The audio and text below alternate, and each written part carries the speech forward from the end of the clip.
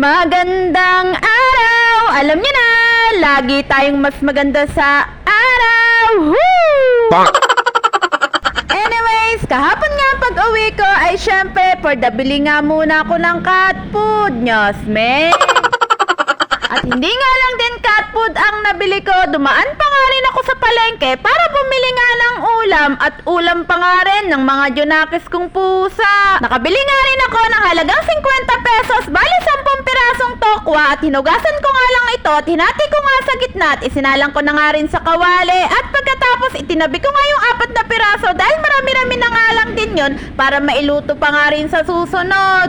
At dahil adobong tokwa nga ang iluluto ko, bumili na nga rin ako ng isang taling kangkong at ilang pirasong okra. Hinimay ko na nga rin ito at ibinigay ko na nga rin sa bunso ko yung pinakatangkay para nga may tanim doon sa gulayan ng mga biyanan ko.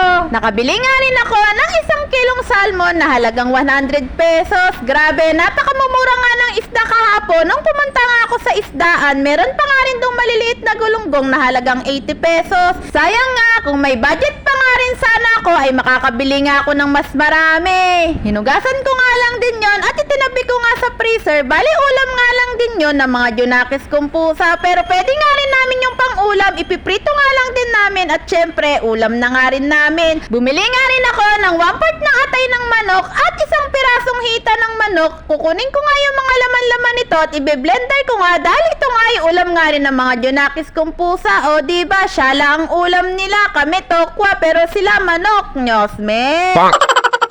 At meron nga rin kami natirang hinog na saba at pinaprito ko na nga rin dito sa bunso ko. At bumili na nga rin ako ng 1 buong kalabasa. Hinati ko nga lang din yon at nagpatulong na nga rin ako sa panganay ko sa pagbabalat dahil hindi ko pa nga rin naluluto itong adobong tokwa. Nyos, me. Sabay-sabay talaga itong ginagawa ko dito sa lababo at kahit napakaliit nga ng lababo namin ay pinagkakasya namin yung mga sarili namin.